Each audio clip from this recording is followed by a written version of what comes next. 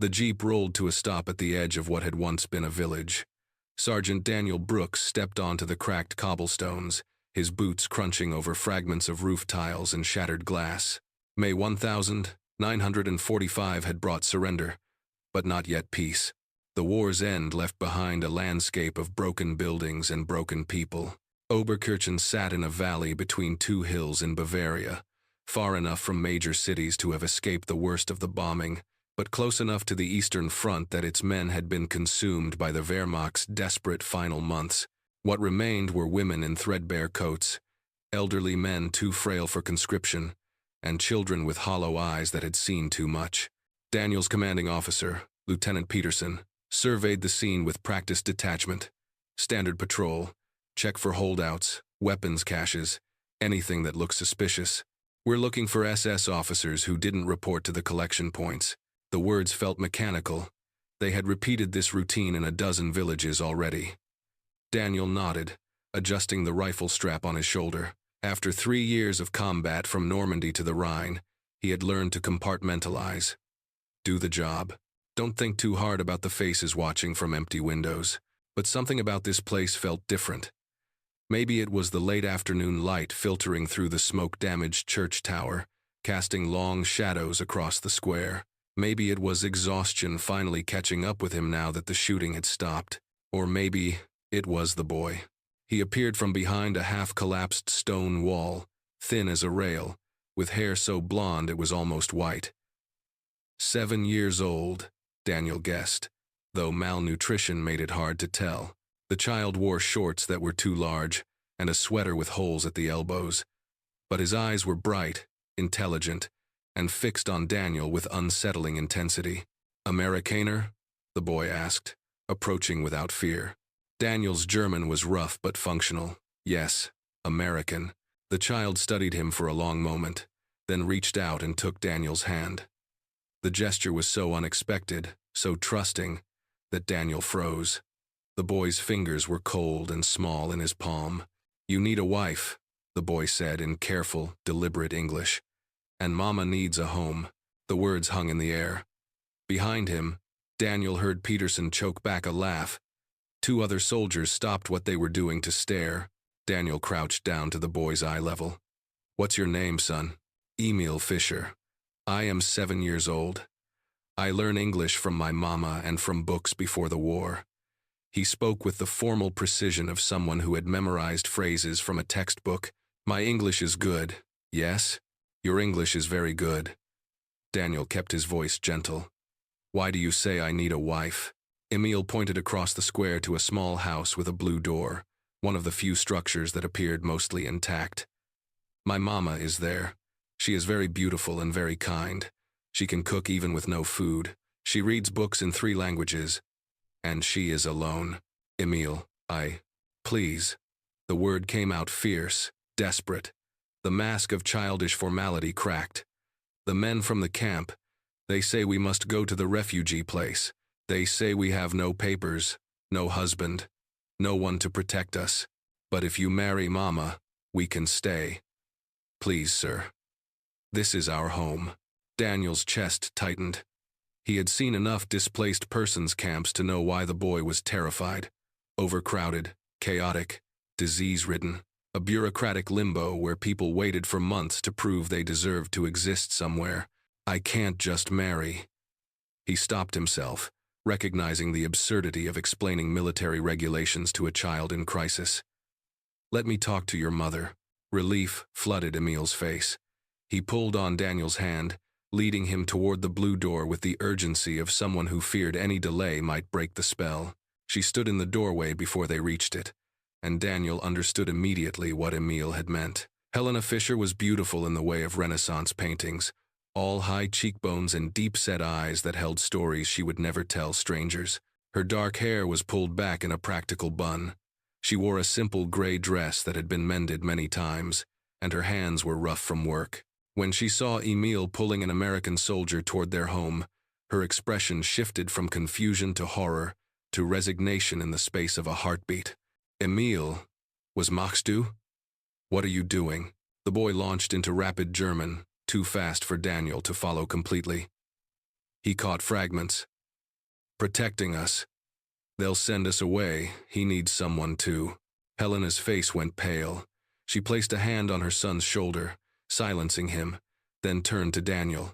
Her English was flawless, with barely a trace of accent. I apologize for my son. The war has made children say and do things they shouldn't. She stood very straight, pride holding her together like a rigid spine. He misunderstands our situation. Ma'am, I don't think he misunderstands anything. Daniel kept his distance, aware of how his uniform and presence might seem threatening. He told me you're worried about being sent to a camp. That is our business, not yours. It becomes my business when it's happening in my patrol area. He softened his tone. I'm not here to make your life harder, Mrs. Fisher. I'm just trying to understand what's going on. For a moment, he thought she would shut the door in his face. Then something in her posture eased, just slightly. Exhaustion, perhaps, or the recognition that pretending everything was fine had stopped working. My husband was an officer. He died on the Eastern Front in 1943. Since then, Emil and I have lived here, taking care of my husband's mother until she passed last winter. She spoke in the flat tone of someone reciting facts for an official report. Now the resettlement board says this house will be requisitioned for displaced persons from the East. We have 1 week to report to the camp in Munich. What about other family? My parents are dead. My husband's parents are dead. My brother. She stopped abruptly, and Daniel saw fear flash across her face. My brother is gone.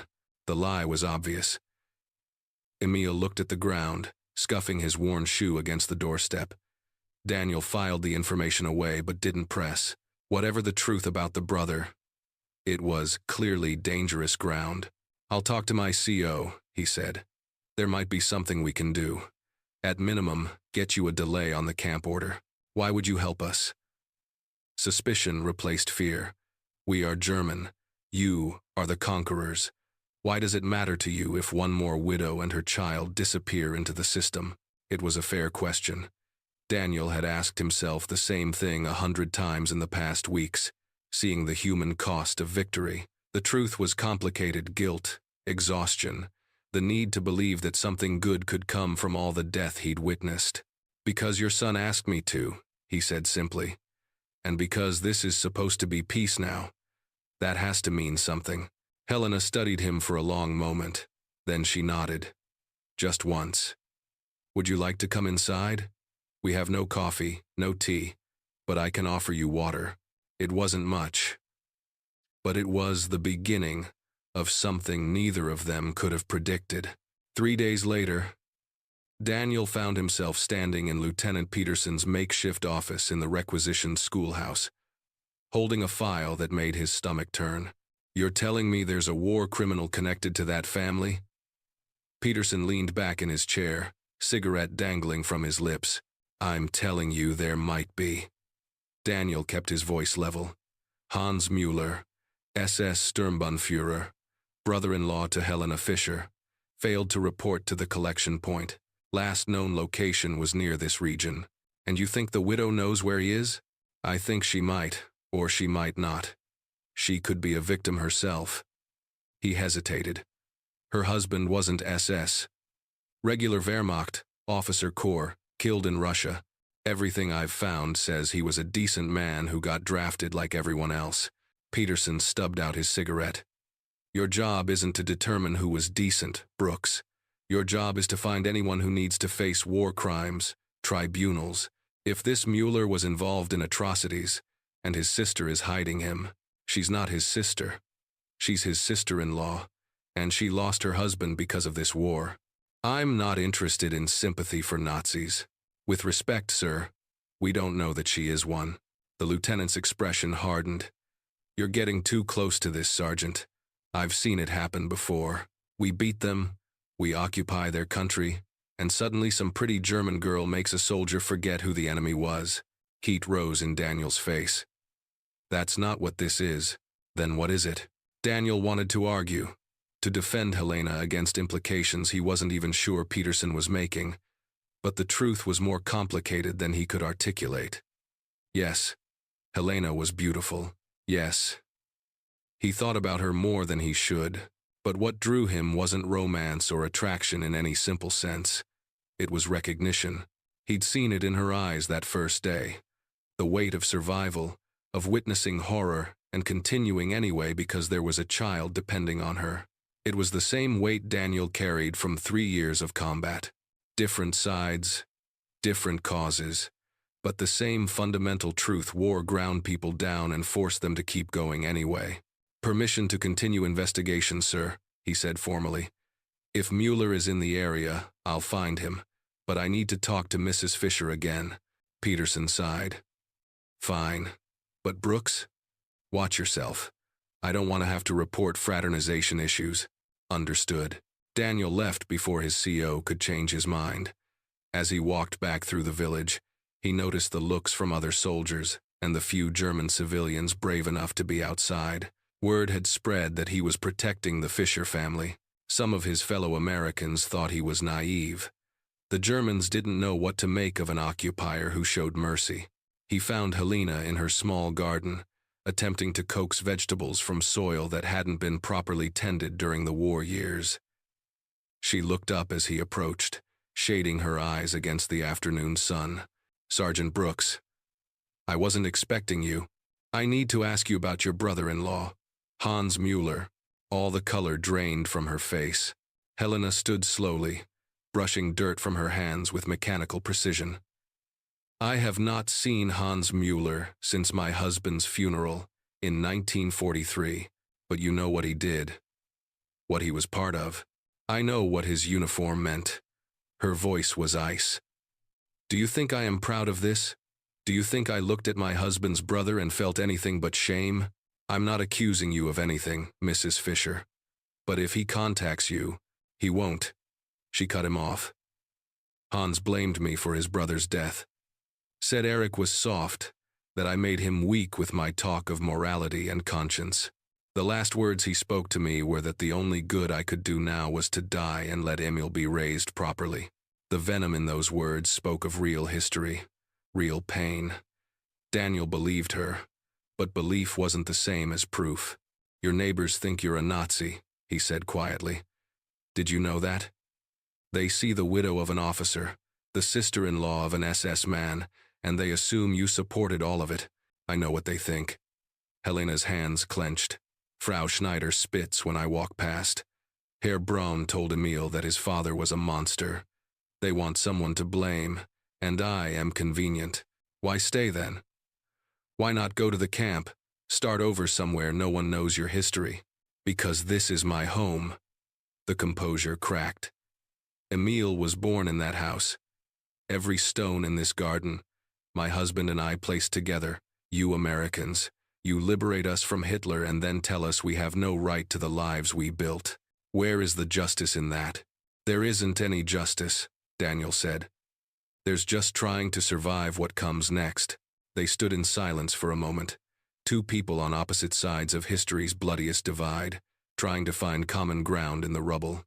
Emil appeared around the corner of the house, carrying a bucket of water from the village pump. He saw Daniel, and his face lit up. "Sergeant, did you come for dinner? Mama made potato soup.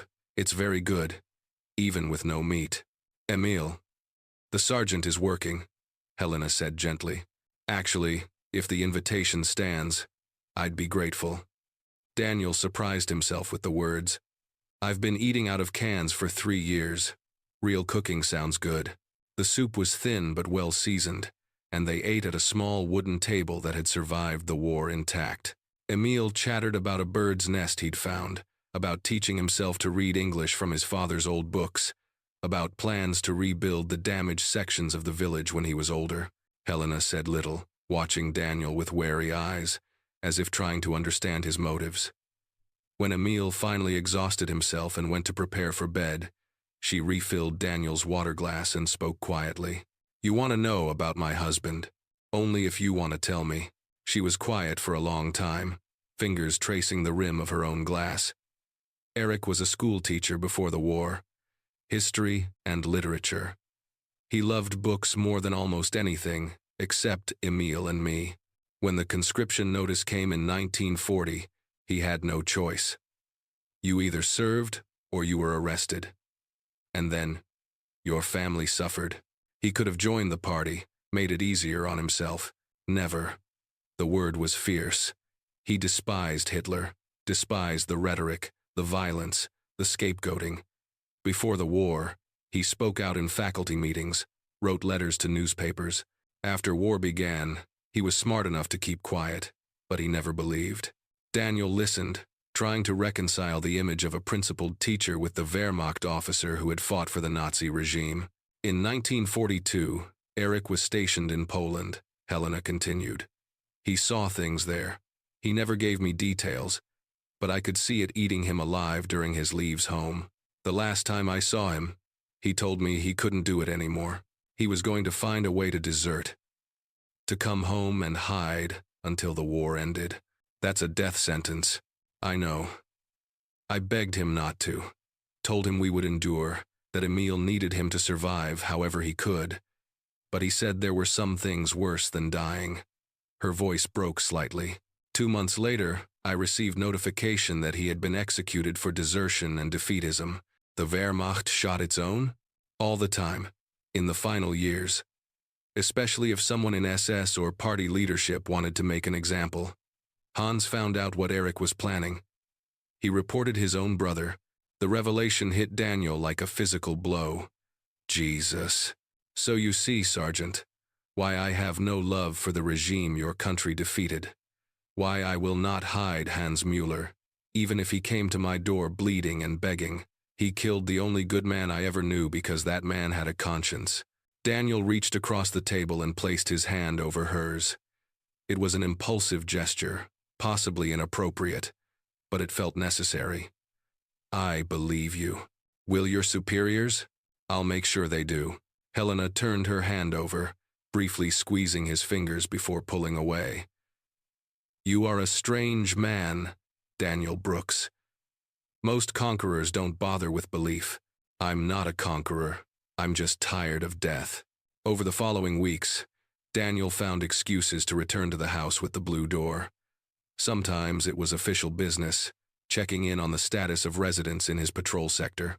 Sometimes it was bringing supplies, things that mysteriously became available when soldiers traded cigarettes and chocolate. He helped Helena repair the roof where winter snow had damaged the beams. He showed Emil how to throw an American baseball he'd carried through 3 countries. He sat at the kitchen table and helped catalog the small library Eric Fisher had left behind. Dozens of books in German, English, and French, covering history, philosophy, and literature. Your husband was well read, Daniel observed, paging through a worn copy of Goethe. He believed education was the only real defense against tyranny. Helena was mending one of Emil's shirts, her needle moving with practiced efficiency. He used to say that if people read widely enough, thought critically enough, they couldn't be manipulated by slogans and scapegoats. Didn't work out that way. No. But he tried. She set down the mending and looked at Daniel directly. Why are you here, Sergeant? Truly. You've done more than enough to satisfy any official requirement. It was a question Daniel had been avoiding, even in his own thoughts. The easy answer was that he was helping a family in need. The harder answer involved admitting that these visits had become the only part of his day that felt real. I spent 3 years watching people die, he said slowly. Some of them were soldiers, enemies, people I was supposed to kill. Some of them were civilians, people who were just in the wrong place. After enough of that, you start to wonder if there's any point to any of it. And being here gives you a point? Being here reminds me that people survive, that they rebuild, that maybe the purpose of winning the war wasn't just defeating an enemy, but making space for people like you and Emil to have a future. Helena's expression softened. You sound like a teacher yourself. I wanted to be one. Before all this, Daniel hadn't admitted that to anyone since enlisting. History professor, maybe. My father thought it was impractical, said I should study business. Then the war came, and it didn't matter what anyone had planned. Will you go back to it?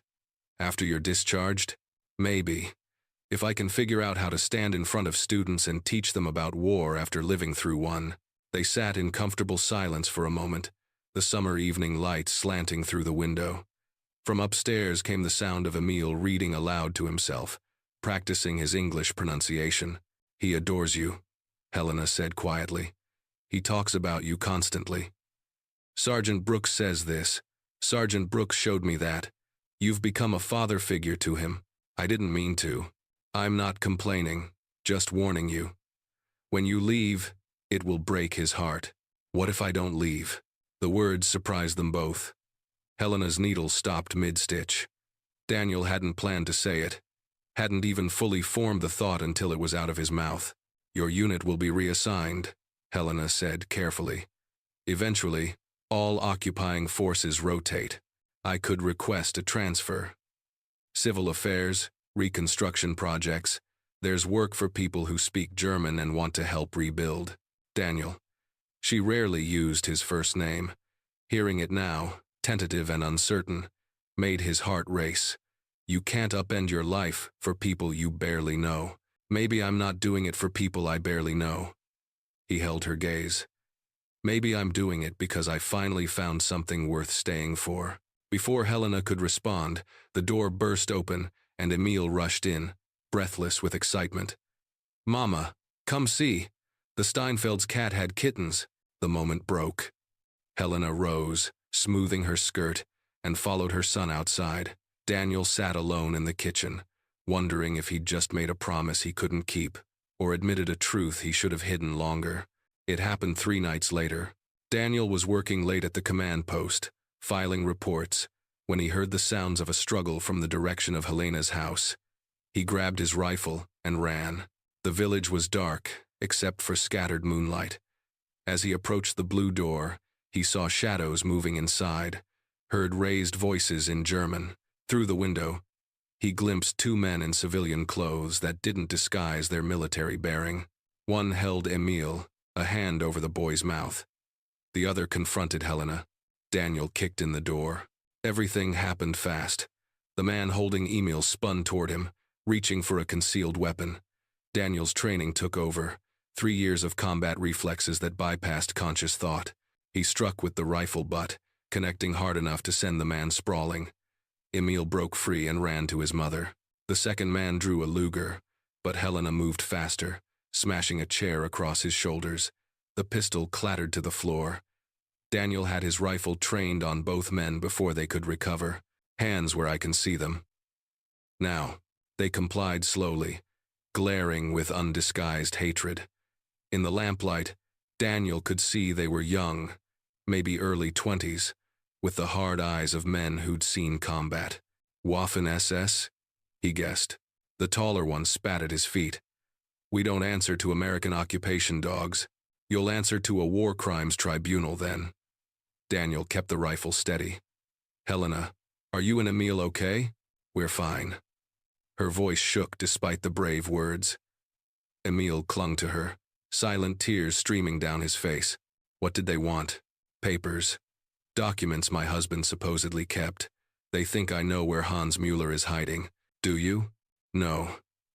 She looked at the 2 men with cold fury. "But I told them if I did, I would turn him over to the Americans myself. They didn't believe me." The shorter man laughed bitterly. "You betray family for the enemy. You're worse than any Allied soldier, you traitoress." "My family is standing beside me," Helena interrupted. "You and Hans Mueller stopped being family when you chose hatred over humanity." Daniel called for backup, and within 20 minutes, MPs had the 2 men in custody. As they were led away, the taller one turned back to Helena. "This isn't over. Others will come. You can't hide behind American protection forever." After they left, Daniel checked the house for damage. A broken chair, scattered papers, a lamp knocked over. Nothing that couldn't be repaired, but the violation of the space felt worse than physical damage. This had been Helena's sanctuary, the place she'd kept safe through the war. Now it was compromised. "You can't stay here tonight," he said. "It's not safe." "Where would we go?" "Command post has rooms for refugees and witnesses. I'll arrange something." "We are not refugees in our own home, Helena." He grasped her shoulders gently, making her look at him. They know where you live. They'll come back, maybe with more men. I can post a guard here, but I can't be here every second, please. Just for tonight. He saw her struggle with pride and practicality. Finally, she nodded. Emil, pack a bag. Just essentials. As they gathered their things, Emil approached Daniel. The boy's hands were shaking. Will they hurt Mama if you're not there? I won't let anyone hurt your mother, Daniel promised. I swear it. Because you need a wife and Mama needs a home? The innocent callback to their first meeting would have been funny in other circumstances. Now it just made Daniel's chest ache. He knelt down to Emil's level. Because you're both important to me, and I protect people who are important to me. That's what soldiers do. Papa was a soldier. He couldn't protect us. I know. But I'm here now. And I'm not going anywhere. It was a promise he hoped he could keep. Lieutenant Peterson called him in 2 days after the break-in. Sit down, Brooks. Daniel sat, tension knotting his shoulders. Peterson only used that tone for 2 kinds of news, very good or very bad. The division is rotating out, the lieutenant said without preamble. New units coming in from stateside to take over occupation duties. We ship back to the States in 6 weeks. The words should have brought relief. Home. An end to years of war. Instead, Daniel felt ice settle in his stomach. What about ongoing investigations? The Mueller case isn't closed. Will be handed off to the incoming CID team. They'll have fresh eyes, fresh energy. Peterson lit a cigarette. You did good work here, Brooks. Caught 2 SS deserters, secured evidence of war crimes. You're going home with a clear record and probably a commendation. Sir, I'd like to request a transfer. To where? Civil Affairs Division. Reconstruction and Rehabilitation. I've been looking into it. They need people with German language skills to work on denazification programs, rebuilding infrastructure. You want to stay in this godforsaken country after 3 years of bleeding for it? I want to finish what we started. We defeated them, but that's only half the job. Someone has to help them build something better. Peterson studied him through a haze of smoke. This is about the widow, isn't it? It's about doing the right thing. The right thing is going home, Brooks. Finding a nice American girl, settling down, using your GI Bill to get an education, not staying in enemy territory playing house with, don't. Daniel's voice went hard. Don't finish that sentence, sir. They stared at each other for a long moment. Finally, Peterson sighed. Your father would call me a damn fool for approving this, but I've watched you these past weeks. You're not the same man who landed at Normandy. Maybe none of us are. If you think you can find something worth saving here, who am I to stop you? You'll approve the transfer? I'll submit the paperwork.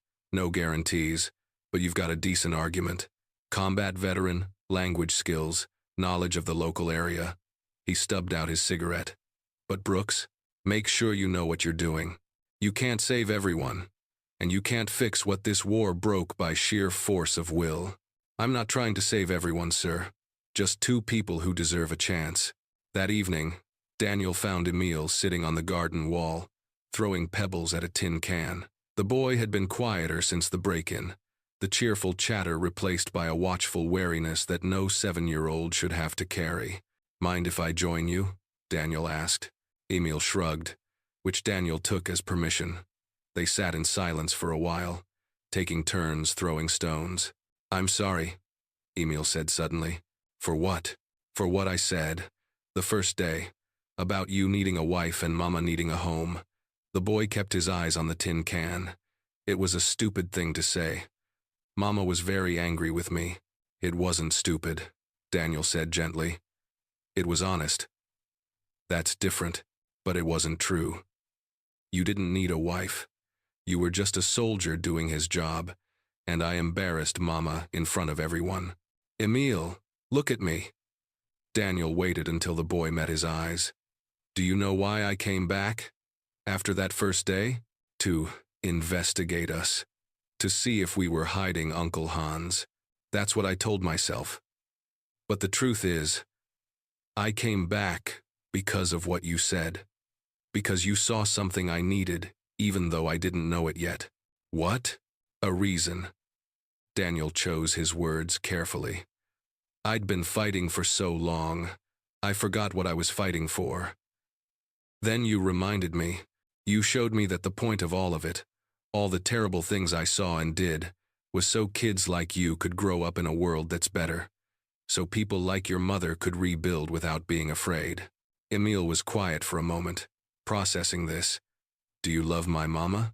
The directness of children. No dancing around implications, no polite euphemisms. Just the simple question.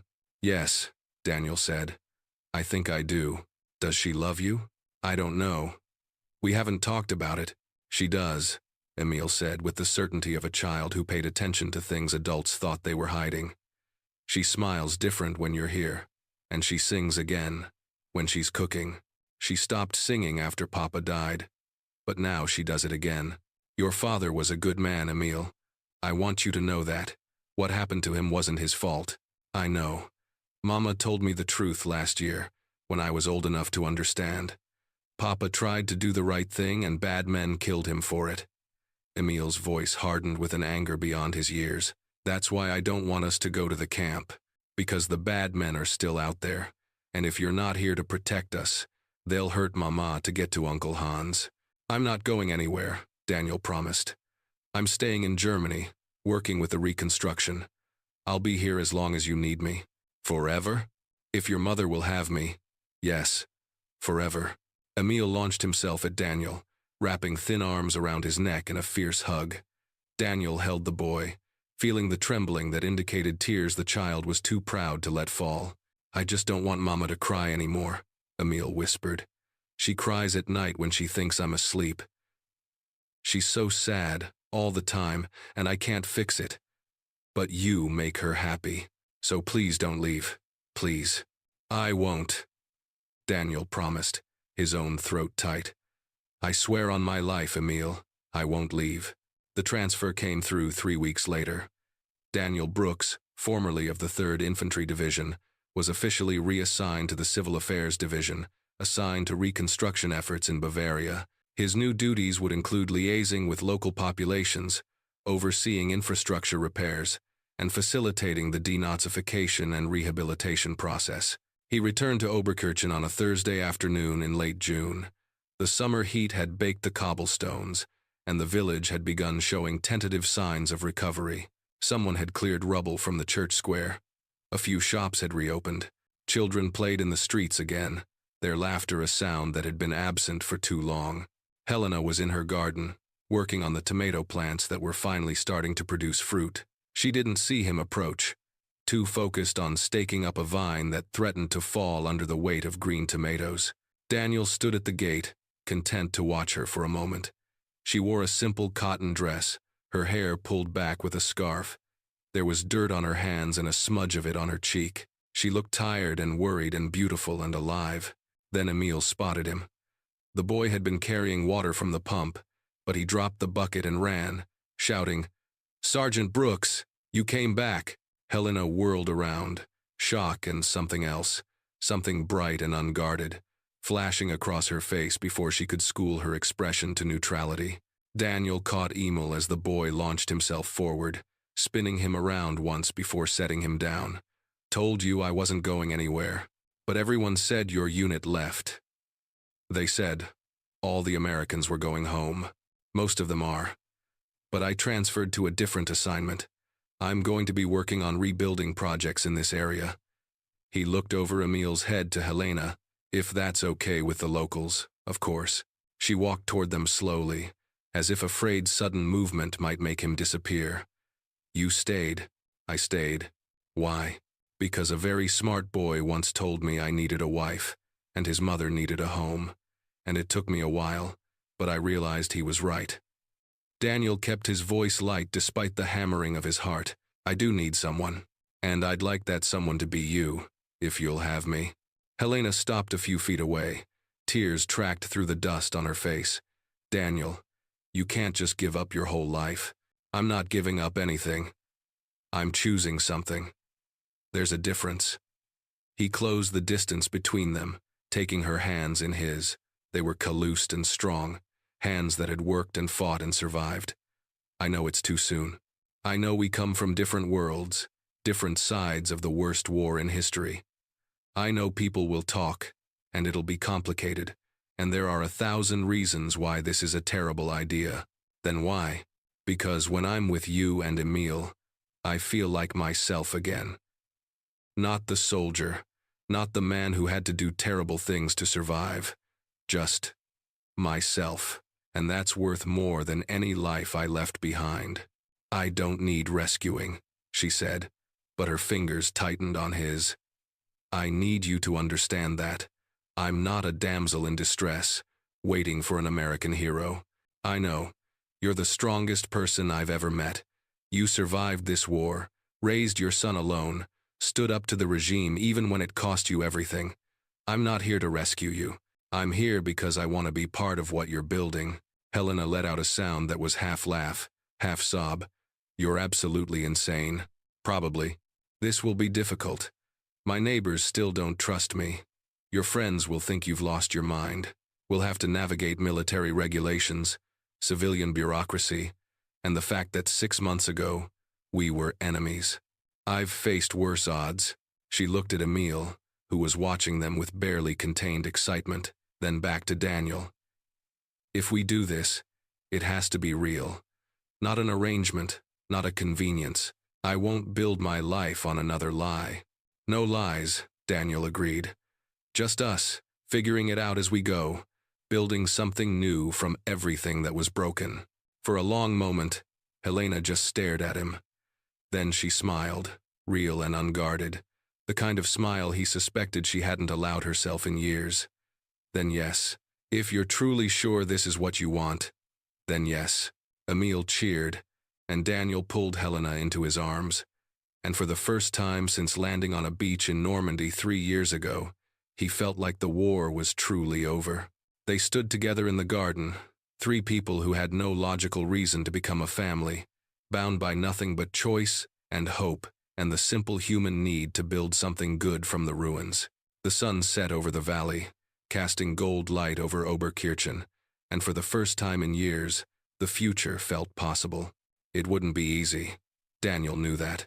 There would be bureaucratic nightmares to navigate, prejudices to overcome, and the long shadow of the war would follow them for years. But standing there with Helena's hand in his and Emil chattering about how they could fix up the house together, he also knew it would be worth it. They had all lost so much. But here, in a half-destroyed village in Bavaria, they had found something worth keeping. Not a fairy tale ending, but something better. A real beginning, built on honesty and choice, and the determination to create light from darkness. So, Helena said softly, her head resting against his shoulder. What happens now? Now, Daniel smiled. Now we rebuild. Together. And that's exactly what they did.